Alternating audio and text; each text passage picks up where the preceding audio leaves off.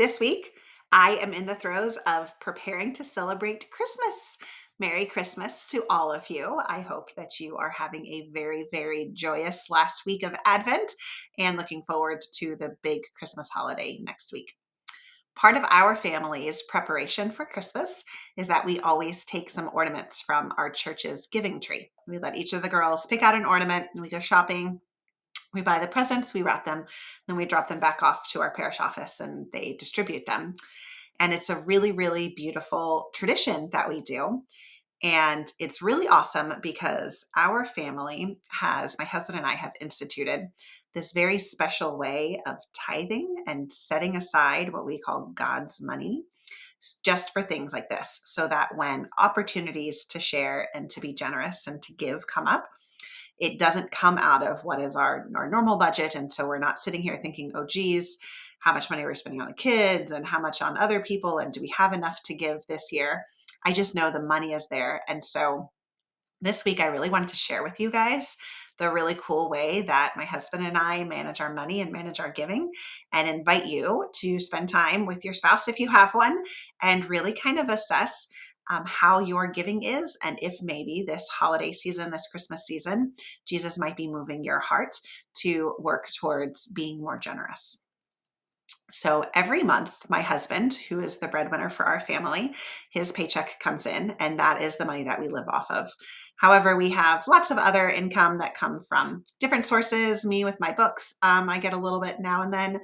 And we used to dog sit on Rover. We would get payments from that, or we would get gifts and different money that would come into our family. And so what my husband and I do is we have a separate banking account. It's a checking account that's linked to our checking account, our main functioning checking accounts, and it is nicknamed God's Fund. And every month when my husband's paycheck comes in, we take 10% from his check and put that right into God's Fund. And we just pull it out of our account and put it into his money. And then with any of the other income that we receive from different sources, we take 20% of that and put that into God's Fund. And then now we have a checking account that I have a debit card for. So I have access to that money that is just the Lord's for the giving. And so we use that account to do our monthly tithing to our church. We do our monthly donations to our church from that account. There are several other organizations that we do monthly contributions to that are just set up on an ongoing basis. Catholic Charities is one for us. I'm really passionate about the work that they do and that they serve our community locally, and that's important to me. There was a home for single moms and their children in Jacksonville, where we used to live. And I really love their mission. And so we still donate to them on a monthly basis. And so those sort of like recurring monthly those contributions that we know we want to do, those are just set to just come out of that account automatically. I don't have to think about that. The really cool thing about God's Fund is that the amount of money that we put in is more than the regular monthly allotments that go out every month. So we have extra money sitting in this account that is the Lord's money. And I just wait and let him tell me how and where he wants me to spend it. So one of the things that I like to do is go to the bank and I take out cash. And I actually it's a rosary pouch, so it has Mary on it.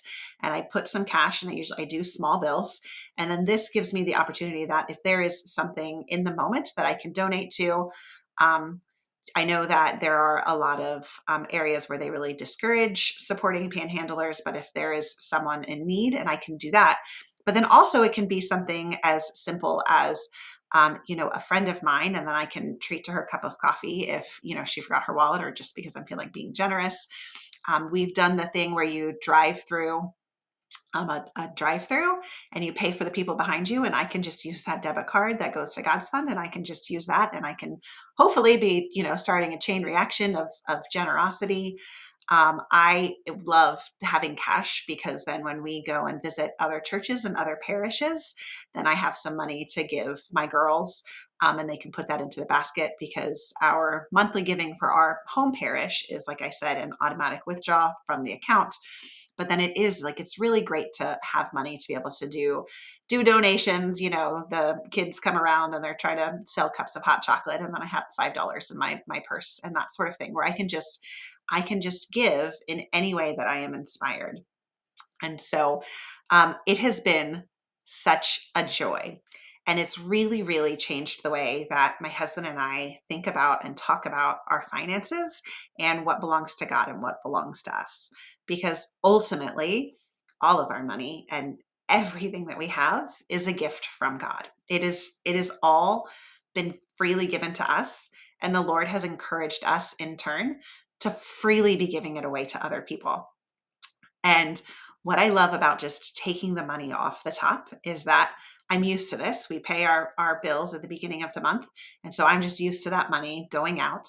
And then it also gives me the chance that if I don't know exactly where God wants me to make that donation, it can sit there and it will never get assimilated back into our family budget. I will never accidentally spend it. I will never, be confused and think that it's ours and that it's extra money sitting in the account, because it's sitting in his own account that literally has God's name on it.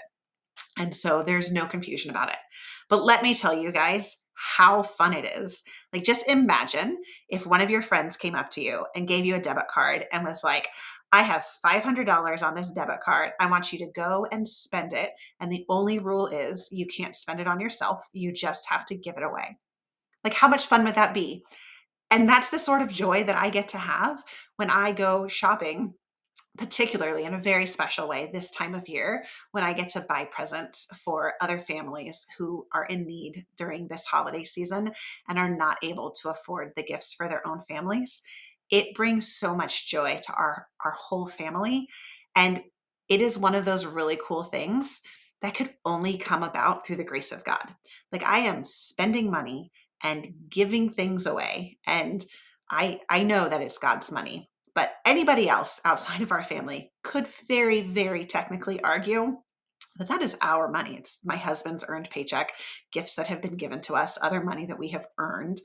And people could say that it's ours. And yet I get so much joy from just giving it away. And that's what's so beautiful about our faith. And so before I finish, I just want to do a quick reminder that if you guys are not currently in a great habit of tithing regularly, doing something as drastic as 10 to 20% might be way too much for you to start with.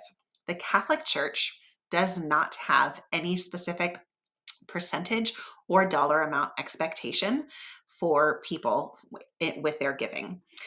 They also do not have specific amounts that you have to give specifically to your parish or for any specific things. This is something that you get to pray together, again, if you have a spouse, with your spouse, and invite the Holy Spirit to inspire you and figure out what you can do. Because we do, like I said, for my husband's paycheck, which is our bread and butter, what we live off of, what we pay our bills for, that's the money that we need. And so we only do 10% of that. And that is something that we can afford. But if you're in a place and you can only afford 5%, or you can only afford 1%, or you can only afford $10, then do what you can and just be very, very aware of how the Lord has given you all of these good gifts. And then in turn, we get to be generous and give them away too.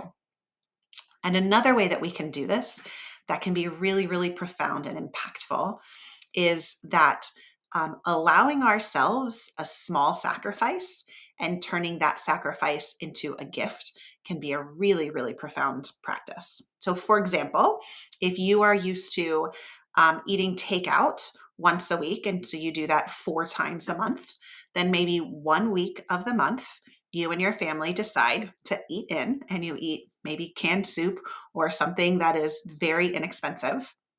And then you take that money that is already built into your budget that you know that you are going to spend on that takeout meal, and you use that money as your donation for the week. And you buy food and give it to the food bank, and you feed another family, or you find some other way to be generous with your money.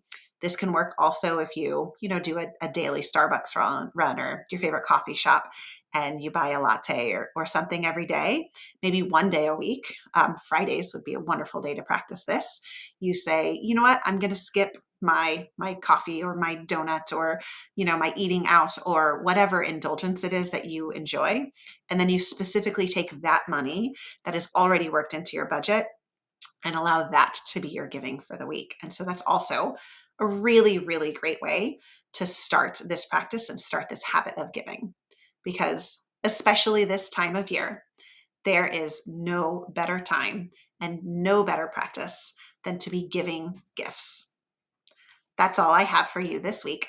My name is Maria Riley, just a sinner in the throes of trying to be a saint.